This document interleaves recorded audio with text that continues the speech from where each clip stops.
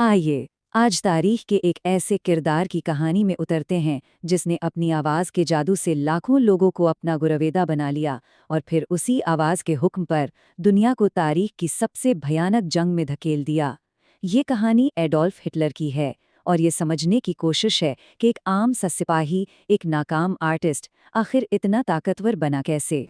तो सवाल ये उठता है कि आखिर ये एडोल्फ हिटलर था कौन और ऐसा क्या था उसकी शख्सियत में कि उसकी लेगेसी का साया आज भी दुनिया पर मंडला रहा है। आइए इसको समझने की कोशिश करते हैं।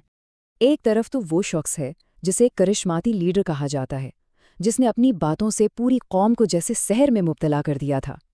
लेकिन फिर सिक्के का दूसरा रुख भी है। वो तबाही का मेमार था, एक ऐसी जंग का जिम्मेदार जिसमें 5 करोड़ से ज्यादा इंसानों की जानें गईं। इस पूरी कहानी में हम इसी तज़ाद की गहराई में उतरेंगे। हिस्सा अव्वल, एक फैसला कुन मुलाकात। पहली जंग अजीम के मैदानों में एक ऐसा लम्हा आया जिसने शायद तारीख का धारा ही बदल दिया। सोचें, सितंबर 1918 का दिन है। एक बरतानवी सिपाही हेनरी टैंडी, उसके ठीक निशाने पर एक जख्मी जर्मन फौजी है। बस एक गोली और कहानी ख़त्म। लेकिन नहीं, हेनरी ने रहमदिली दिखाई, बंदूक नीचे की और उसे जाने दिया। उसे क्या पता था कि जिस शख्स को वो जिंदगी बख्श रहा है वो कोई और नहीं बल्कि एडोल्फ हिटलर है। देखें, पहले जंगे अजीम ने हिटलर की शख्सियत पर बहुत गहरा असर डाला। वो एक आम सा पैगाम पहुंचाने वाला सिपाही था और मज़े की बात यह है कि इसी दौरान एक गैस अटैक से बचने के लिए उसे अपनी बड़ी बड़ी मूंछें काटनी पड़ी और वहीं से उसकी वो मशहूर टूथब्रश मूंछें बनी जो आज उसकी पहचान है। लेकिन फिर 1918 में एक और गैस हमले ने से कुछ वक्त के लिए अंधा कर दिया और कहते हैं कि जब उसकी बीनाई लौटी ना तो उसकी आंखों में जर्मनी के दुश्मनों के लिए बस इंतकाम की आग भड़क रही थी। हिस्सा दोम, बुहरान में घिरा जर्मनी। ये वो अफरा तफरी थी जिसने इक़्तिदार के खला को जन्म दिया, एक ऐसे लीडर के लिए जो सब कुछ बदलने वाला था। जंग तो ख़त्म हो गई, लेकिन उसके बाद जो वर्साई का मुआहदा हुआ ना, उसने जर्मनी की कमर ही तोड़ दी। ज़रा सोचें, 96,000 टन सोना, इतना तावान जर्मनी पर आयद कर दिया गया। ये इतनी बड़ी रकम थी कि किसी भी मुल्क की मैशत को बर्बाद करने के लिए काफ़ी थी। और नतीजा क्या निकला? हाइपर इन्फ्लेशन, मतलब पैसे की कदर कागज से भी कम हो गई। आप अंदाज़ा लगाएं, 1923 में एक डबल रोटी खरीदने के लिए 200 अरब मार्क देने पड़ते थे। लोग टोकरियां भर भर के नोट ले जाते थे सिर्फ एक रोटी के लिए। तो जब जर्मनी ये तावान नहीं दे पाया तो फ्रांस और बेल्जियम ने उसके सनती इलाके रूअर पर ही कब्जा जमा लिया। अब जर्मन हुकूमत ने क्या किया? उन्होंने हड़ताल करने वाले मजदूरों को तनख्वाह देने के लिए धड़ाधड़ नोट छापना शुरू कर दिए। इसका नतीजा ये निकला कि करेंसी बिल्कुल बेकार हो गई। हालत ये थी कि लोग सर्दियों में गर्मी हासिल करने के लिए लकड़ी के बजाय नोट जलाते थे, क्योंकि नोट सस्ते पड़ते थे। लोगों की जिंदगी भर की जमा पूंजी एक ही झटके में सिफर हो गई थी, और इससे जो गुस्सा और मायूसी फैली उसका कोई हिसाब नहीं था। हिस्सा सोम, बगावत से सियासत तक। एक नाकाम बगावत और हिकमत अमली में एक बहुत बड़ी तब्दीली। तो 1923 में हिटलर ने सोचा कि बंदूक के जोर पर हुकूमत गिरा दी जाए।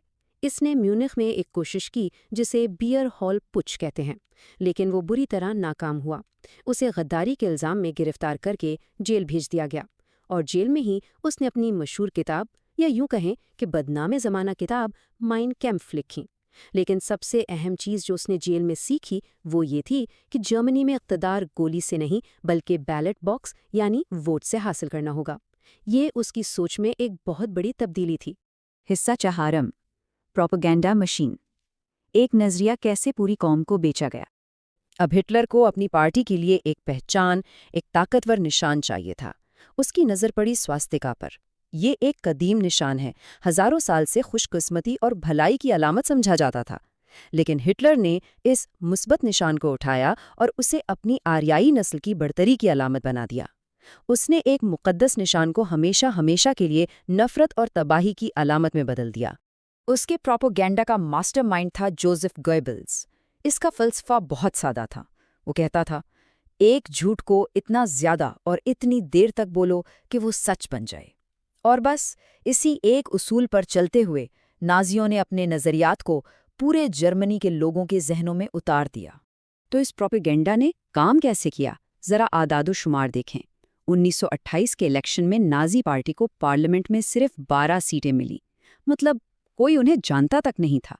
لیکن پھر 1929 میں امریکہ کی سٹاک مارکیٹ کریش ہو گئی اور پوری دنیا میں گریٹ ڈپریشن آ گیا۔ جرمنی جو پہلے ہی تباہال تھا اور برباد ہو گیا۔ ایسے میں ہٹلر نے خود کو جرمنی کے نجات دہندہ کے طور پر پیش کیا، اور اس کا اثر دیکھیں۔ صرف 4 سال بعد 1932 کے الیکشن میں نازی پارٹی کو 230 سیٹیں ملی اور وہ پارلیمنٹ کی سب سے بڑی پارٹی بن گئی۔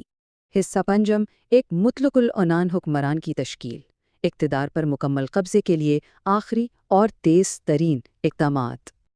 اور یہاں سے اقتدار پر مکمل قبضے کی کہانی بجلی کی رفتار سے آگے بڑھتی ہے۔ پہلا قدم 30 جنوری 1933 کو اسے چانسلر بنا دیا گیا۔ ٹھیک 1 مہینے بعد جرمن پارلیمنٹ میں ایک پراسرار آگ لگ گئی۔ ہٹلر نے اسی کو بہانہ بنایا اور تمام شہری آزادیاں معطل کر دیں۔ اس کے فوراً بعد اس نے قانون پاس کروایا، انیبلنگ ایکٹ، جس نے اسے لامحدود اختیارات دے دیے۔ وہ اب ایک ڈکٹیٹر تھا۔ اس کے بعد بھی جو کوئی راستے میں آیا اسے night of the long nice میں ختم کر دیا گیا، چاہے وہ اس کی اپنی پارٹی کا ہی کیوں نہ ہو۔ اور آخری قدم، اس نے صدر اور چانسلر کے عہدوں کو ملا کر ایک نیا عہدہ بنایا، فیورر، یعنی جرمنی کا سپریم لیڈر، اور وہ خود اس پر براجمان ہو گیا۔ تو اب وہ جرمنی کا مطلق العنان حاکم تھا، اس کے پاس بے پناہ طاقت تھی۔ سوال یہ تھا کہ وہ اس طاقت کا استعمال کیسے کرے گا، اس کا اگلا قدم کیا ہوگا؟ اور اس سوال کا جواب دنیا کو دوسری جنگ عظیم کی صورت میں ملنے والا تھا۔